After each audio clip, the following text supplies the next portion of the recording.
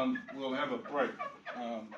The reason why we have breaks within the program, so it's like do one, then a week break. Hopefully, the goal is to meet up with our whānau and then we can kōrero to them about this within whatever stages they're at in their lives.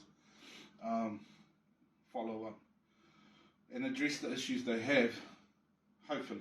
If not, kei te pai, hopefully they had an epiphany and they're on their journey to whatever their journey is.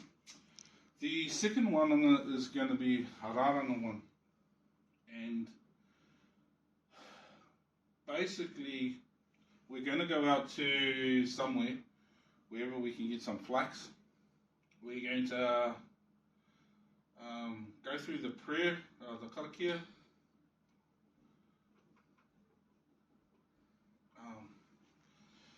And the reason why we're going to open up the karakia is because we're talking about preparing stuff. So, we talk about goals and all of that sort of stuff. Well, we did it every day, naturally, as Māori, in the marae, anyway. So karakia is how we did that. We prepared ourselves, we set goals and plans, and we actioned them through that. The second part will be a discussion of the actual flax makeup, so what a whānau looks like and how that looks within the harakeke, the importance of it, and there's that whakatauki about the bellbird that'll be intertwined in it. If you don't know what that whakatauki is, Google it, it's on there somewhere. Because what we're trying to do is find the centre of our whānau, our identity. That's the key to all of this, by accessing this stuff, the mana and the tikanga within. So, from identifying what a whānau makeup is and why we take the older pieces, we will break down the harakeke and put it into its fibres. So they will do like one bit, everything else will already be prepared. The purpose of this is so that whānau can understand that even from old things, there's good things inside it. So in our past, we've got all of these past stuff that's really bad, but we're resilient enough to have overcome them. Sometimes we're stuck, which means we go back to that kōrero of accepting the rau, and we need to move forward. Sometimes we just don't understand that those things that are weak or we think are weak and old can be used to create something beautiful. So inside the harakeke, when we break it all down to its strongest parts, we can make something amazing. And inside us all, pretty much, it's the same thing.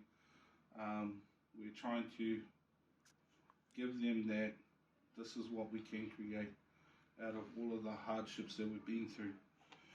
And that it's okay to stop, but it's not okay to stay there forever. Because nothing will be made. So that's the second one. Pretty simple, but it's going to take a while to actually tease that all out, and it will be an easy 3 hours to get all this kōrero out. And in there too, hopefully our whānau just don't talk forever, because there's going to be that open space for us to create dialogue, which will be led by our matos. If they allow that, because you know what they're like, they talk forever. If it's cool, it's cool. So the goal is to make that, like I said, make us understand what we're made up of, and that we are all made up of broken parts. Every single person on this earth. It's what we do with those broken pieces that makes us either better or not. So our third one is going to be a tohiro one. I don't have to write this one. This one's pretty simple. We are going to go out and get toheros. We will have, again, the karakia, just explaining the same thing as previously, that is how we prepare ourselves. And if we look back in time to our ancestors, all things were centered around preparation. Karakia is a little different now, because we mostly do it in a Christian way.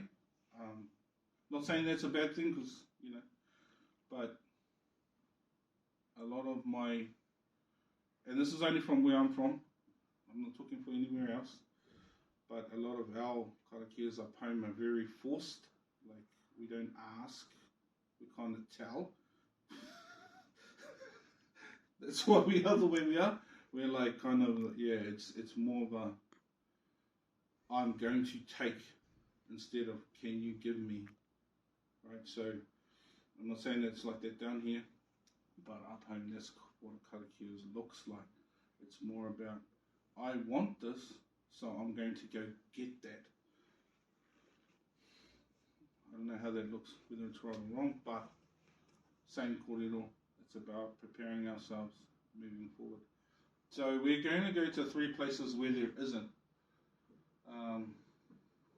Each place we stop, we will have a little different kōrero, and that will be about whatever Matua wants to talk about. History of this place, anything. They'll be short ones, and there won't be any tōrero. Well, I'm hoping we pull out to places that we don't have any tōrero at that place. And then on the 4th time we go somewhere, we'll go to somewhere where we know there are tōrero. Basic principle, try until we get the blessings. That's pretty much it. We will break the tōrero down and then give them something to taste. Again, it allows us as whānau workers with our whānau to have something to hold on to when we kōrero to them. Because every challenge that they face or everything that they're living through, we can find answers or we can reference it to these 3 things. These 3 kōrero, which is what we've already discussed. The last one will be all around whakapapa or identity itself.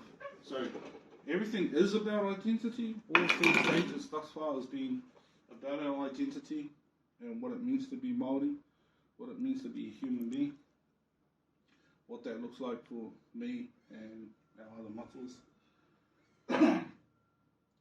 So on the last one, we're going to have a table like this. It's the table. And it will have the whakapapa of our whānau that are present. So how that's going to look, it's going to be a little bit harder. But if our whānau know their grandparents, if they've passed away, and they know their death dates, or where they've died, where they're buried, then we will try our best to get their whakapapa. At least 4 or 5 generations. If they don't know these things and they know their marae, we will get their marae whakapapa. Okay? And we will even have their, what do you call it? Their stuff. What do they call that? Their pepeha. Right. We will have their pepeha on there with their marae whakapapa. If they don't have those 2 things, we've asked Waihopai if we can have the whakapapa of the marae ancestors, which is inside the marae, and the 7 waka. And we all, as Māori, whakapapa back to that. There's no way we can't. Because if we can't, then we're not Māori. So every single Māori in New Zealand will have some connection to those 7 waka. We might deny it, but we have it. Alright? And well, that's my kōrero and I'm sticking to it.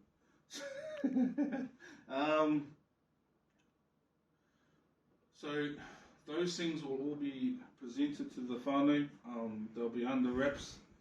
When they come in, there'll be like another karanga for them to go to their ancestors. There'll be like a name thing on there, so they'll see their name, they'll see their ancestors. We'll then go from there to, I think it's all Maui.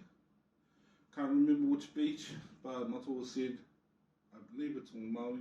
That was the first place where Māori came to Waihopai. If it's not, we'll go to the first place that Māori came to. We'll go to that beach, we'll sit down there, we'll ask all our whānau to go somewhere separate, and then we'll ask them to just say kia ora to each person that's on the name on their list. And if they need help, well, we'll go and awhi them. And it's about them just trying to connect with something they may not know or they do know, and just opening up their wairoa to something different, something new and something old.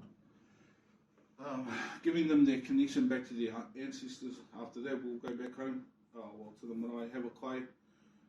Hopefully, by the end of that, we've been able to build our connection with our whānau in that 8 weeks when they are starting to self-advocate for themselves and they see whatever they need to see for them to start moving forward. If not, as practitioners or as whānau, we have now created a space for us to always reference to any of their issues, any of their problems, and hopefully moving forward we can change the world. So that's our kōrero